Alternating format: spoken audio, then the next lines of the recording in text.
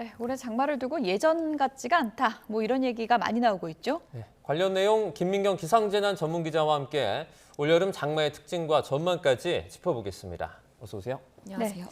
뭐 장마가 시작됐다고는 하는데 언제 얼마나 오는 건지 좀 하나하나 짚어보도록 하겠습니다. 이번 장마가 좀 낯설게 느껴지는데 왜 그런지부터 좀 짚어볼까요? 네, 우선 한마디로 말하면 이 북쪽의 찬 공기가 너무 오래 버티고 있었기 때문입니다. 2월 말 날씨 기억하시나요?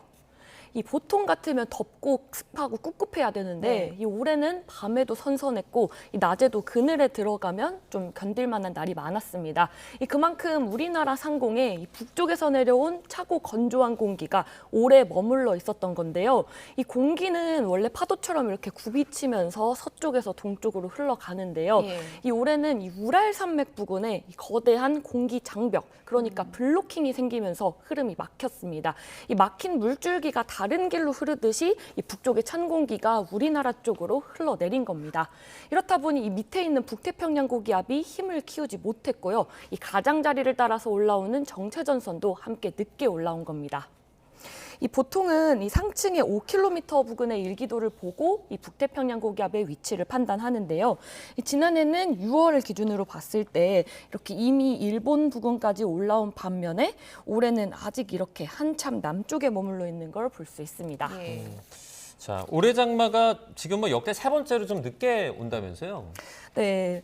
우리나라 장마는 보통 제주에서 가장 먼저 시작하는데요. 이 제주를 기준으로 보면 역대 세 번째로 늦은 장마입니다. 가장 늦었던 해는 1982년 7월 5일, 그 다음은 2021년 7월 3일이었고요. 올해는 6월 30일에 시작해서 이 세 번째로 늦게 기록됐습니다. 다만 남부와 중부에서는 7월 장마가 이전에도 여러 차례 있었는데요. 이 중부지방을 기준으로 보면 올해는 역대 7번째로 늦은 시작입니다. 오늘 출근할 때 좀 소나기성 비가 내리긴 했는데 지금 중부도 장마가 시작이 된 거죠? 네, 이 장마의 시작은 비의 양이 아니라 정체전선의 영향을 받았냐 안 받았냐로 구분을 하는데요. 화면 보실까요? 이번에는 이렇게 중부지방인 충청에도 정체전선에 의한 비가 내렸기 때문에 이 기상청은 중부지방에도 장마가 시작된 걸로 봤습니다. 이 영상을 보시면 이 제주와 남해안은 이렇게 붉은색의 강한 비구름이 자리한 반면에 이 충청 지역은 이렇게 파란색과 초록색의 약한 비구름만 걸쳐져 있습니다.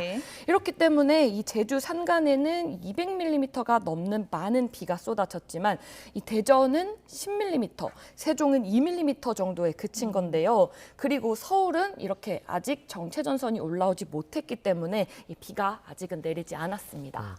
장마가 시작됐다 그래서 며칠씩 이렇게 비가 쭉 올 줄 알았는데 비가 좀 오다 말다 하는 것 같아요.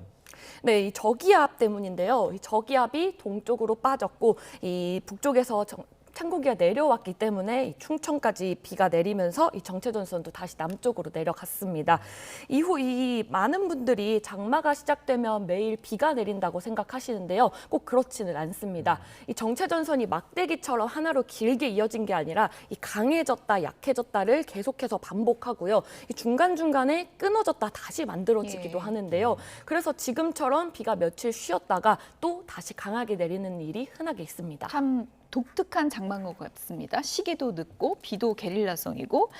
그런데 이제 중요한 거 오늘이 이제 금요일이니까 토요일, 일요일에 비 올까 이거잖아요. 어떻습니까? 네, 우선 정체전선이 다시 북상하면서 이 제주도는 오늘 오후부터 비가 다시 시작되겠고요.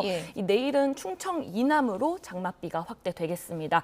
이번에는 정체전선이 조금 더 북쪽까지 올라올 걸로 보여서요. 일요일에는 이 서울을 비롯한 수도권에도 올여름 첫 장맛비가 내릴 가능성이 큽니다. 그리고 특히 다음 주 초에는 정체전선이 중부지방까지 오면서 이 수도권을 포함한 전국적으로 이 호우특보 수준의 강한 비가 내릴 가능성이 있어서 강수량도 많아지는군요. 네, 아직까지 예보된 건 아니지만 구체적으로는 조금 더 최신의 예보를 봐야겠지만 이 대비를 하셔야 될 것 같습니다. 일요일에 많이 오나요? 일요일에 비가 시작돼서 아마 다음 주 월화수 중으로 좀 호우특보 수준의 비가 내릴 걸로 보고 있습니다. 자, 장마가 좀 늦게 시작했으니까 그 끝나는 것도 좀 늦는다 저희가 이렇게 볼 수 있나요? 네, 꼭 그렇지만은 않습니다. 이 보통 장마는 7월 말쯤에 시작하는데요. 이 최근에는 기후변화 영향으로 이 장마의 시작과 끝이 이 과거처럼 일정하지 않습니다. 네. 이 지난해는 비교적 장마가 짧았는데요. 2020년에는 54일이나 이어진 적도 있었습니다. 그러니까 이 늦게 시작했다고 늦게 끝난다고 단정할 수는 없고요. 이 앞으로 대기 흐름이 어떻게 바뀌느냐가 가장 중요할 걸로 보입니다. 네, 어쨌든 앞으로 외출할 때는 우산 준비할 일이 많을 것 같은데 또 비가 내릴 때 특징이 심하게 쏟아지거든요. 이거 기후변화 영향인가요? 네, 제가 제보받은 영상인데 한번 예. 보실까요? 이 소나기 구름인데 이 불과 10분 만에 몸집을 몇 배로 키우는 영상을 볼 수 있습니다. 이 기온이 높아지면서 대기가 불안정해진 데다 장마철에 접어들면서 이 남쪽 습고 덥한 습한 공기까지 유입되면서 이 이렇게 비구름이 검은색이 이렇게 커지는 그런 네, 거죠? 맞습니다. 예. 이렇게 비구름이 강하게 예. 발달되는 건데요. 이 그제 퇴근길 기억하시는 분들 많으실 겁니다. 이 서울 양천과 동작구 같은 경우에는 15분 정도 만에 30mm 안팎의 소나기가 쏟아졌습니다. 이게 우리가 흔히 말하는 시간당 강수량으로 계산을 하면요. 예. 1시간에 120mm 정도에 해당하는 이 극한 호우 수준의 강도입니다. 이 기후변화로 대기가 품을 수 있는 수증기의 양이 늘면서 이 앞으로도 이런 극한 호우가 언제 어느 지역에서든 강하게 나타날 가능성이 커지고 있습니다. 네. 이 본격적인 장마철이 시작된 만큼 비 예보가 있으면 더 철저히 대비하셔야겠습니다. 네. 주말에 어디 갈까 하는 분들 계실 것 같은데 일요일에 비 내린다는 거 좀 기억하셔야 될 것 같네요. 김민경 기상재난 전문기자였습니다. 고맙습니다. 고맙습니다.